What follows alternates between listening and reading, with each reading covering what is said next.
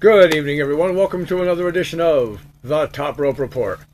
I'm your host, Mr. Trivia, and like I said to you folks earlier, we got ourselves a special treat on the line today. We're getting away from pro wrestling tonight, and we're going to be talking about pro boxing.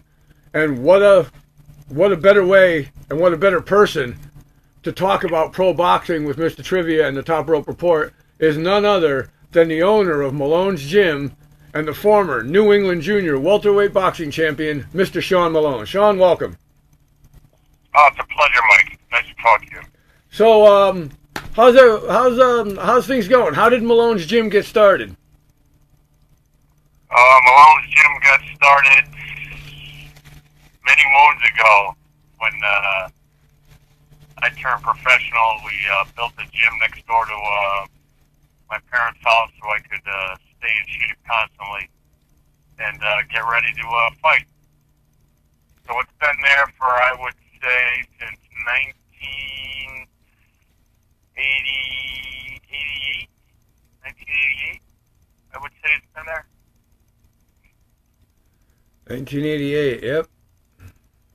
I remember going down the roadways and seeing it there, and it was obviously a dream of yours and another gentleman who will never be forgotten, a wonderful gentleman in his own right. He is in the Boxing Hall of Fame. Your dad, Sean Malone Sr., a wonderful gentleman. May he rest in peace. That's right.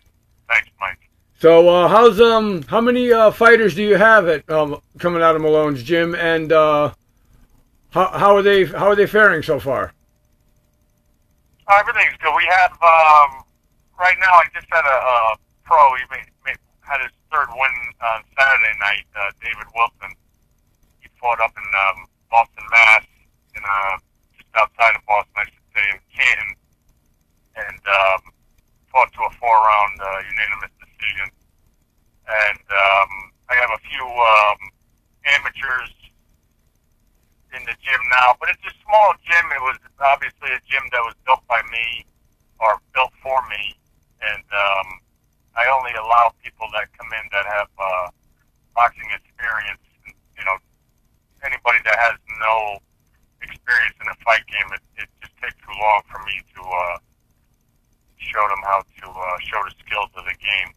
I don't, with my time with the pros, I wouldn't give them sufficient amount of time. So I have, I got about 3 other amateurs, and that's I got a kid named Frankie Porto who stepped out of the gym for a bit just to graduate college, and he should be back in the gym shortly.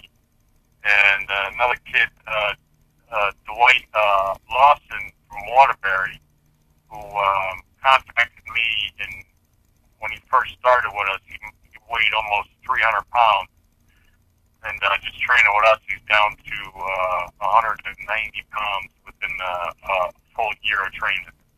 So he had his first amateur fight not too long ago and won.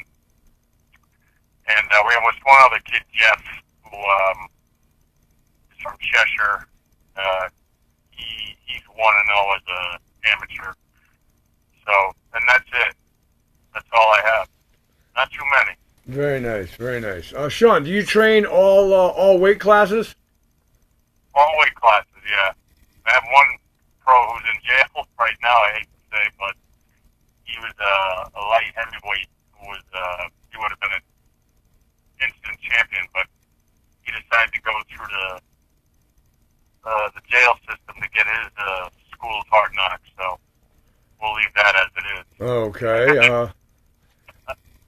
Back a long time ago, when you first turned pro, tell me what your feeling was when you decided, hey, I'm going to be a professional boxer. I just made a decision on my own. My family, or my father in general, my mother too, never pushed me into doing any of my sports. And one day I came in, they thought I was going to say I was going to be a professional tennis player, because I was third in the state as a tennis player. And I walked in and said that I want to turn pro and be a professional boxer. go, that they said if that's your decision to go, then we'll follow you and back you on it. And next thing you know, there was a ring built out in the yard to keep it safe, and then everything closed in after that, and I was bounced back and forth from Petronelli's gym in Boston to or in Brockton, back home, back and forth.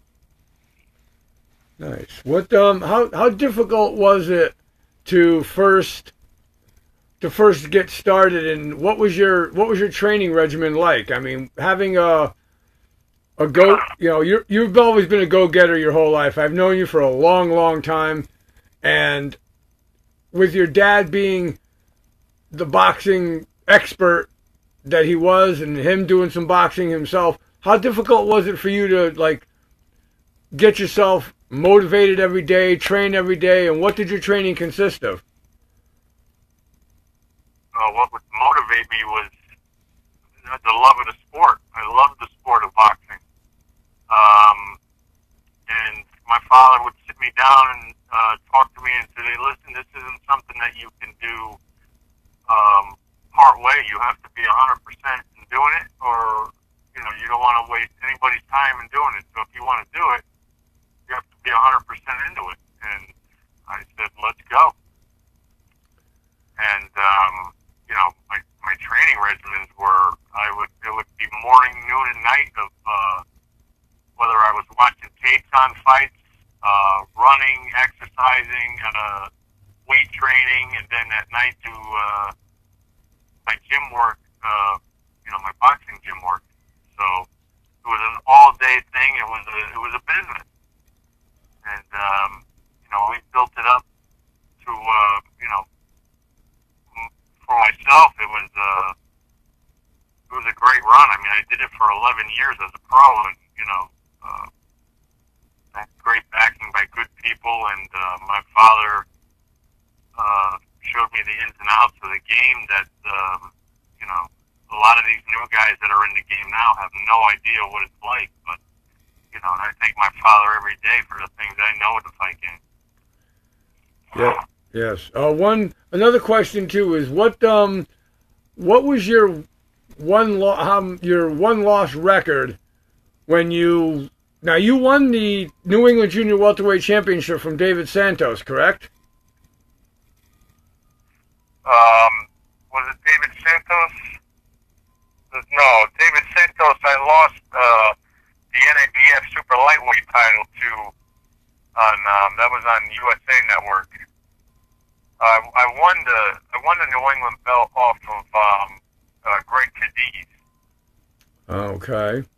David Santos, I fought for the NABF Super Lightweight title on USA Network, and that one to this day is a tough pill to swallow. One thing with me, I was constantly training for fights, and I was constantly injured. So I would constantly have a muscle tear, or a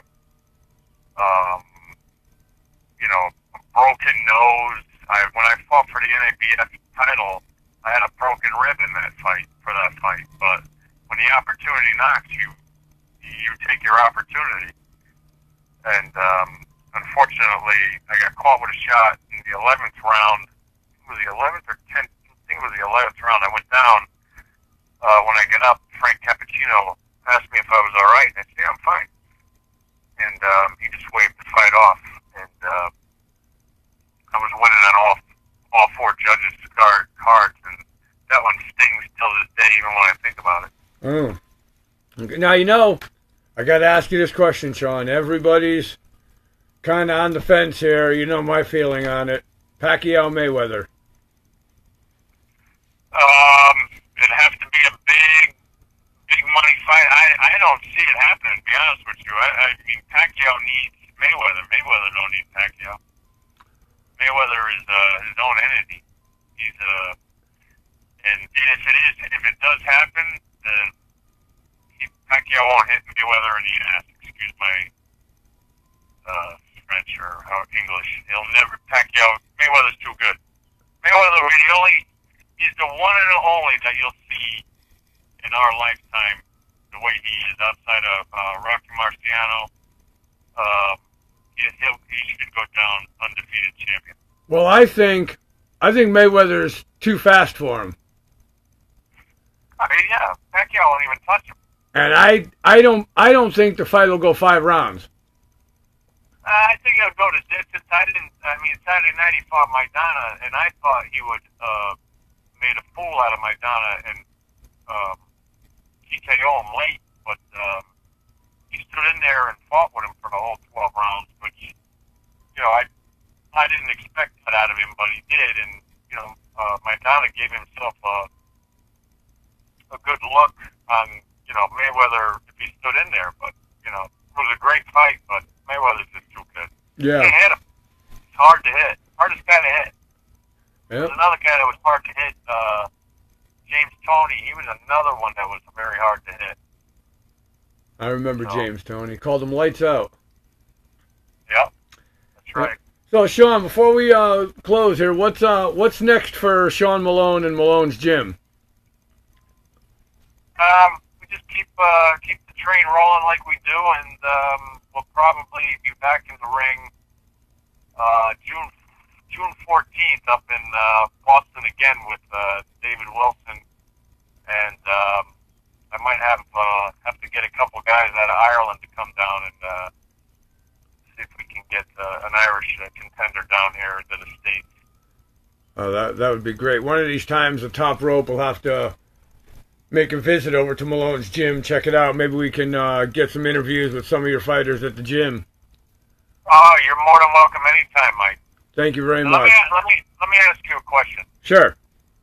There's a guy, now we'll talk wrestling for a second. Okay. All right? Now, you remember the guy named Tony Gurria? Yes. Okay. Who was his partner in all their tag team championship runs? Larry Zbyszko. I don't know. Was it Larry Zbyszko? Well, who was? He had another tag. Well, he had Larry Zbyszko. He had Dean Ho. He had Dominic DeNucci. But he had a big long run with a guy. I thought he was a Mexican guy. Wasn't Tino Santana one of his guys? I don't believe Tony Gurria teamed up with Tito Santana. I know he had Zbyszko, Dean Ho, Dominic DeNucci, and I believe that was it. Those three. I know he had a good run with Zbyszko. Now, how come he's not in the Wrestling Hall of Fame? Who? Gurria. Yes, he is. Oh, he is it? Yeah, he's in the WWE Hall of Fame. Oh, okay, then I stand corrected. I thought he wasn't in there. No, you see, there's a lot of guys that are in the WWE Hall of Fame that, you know how they have the WWE Hall of Fame, they announce it, they put it on TV now before WrestleMania. Yeah. A lot of the guys were put in the Hall of Fame before they did that. You see, Andre the Giant was the first inductee into the WWE Hall of Fame. That's right. But they never had like the ceremony that they have now for Andre. They only started doing that a few years back, where they put it on USA.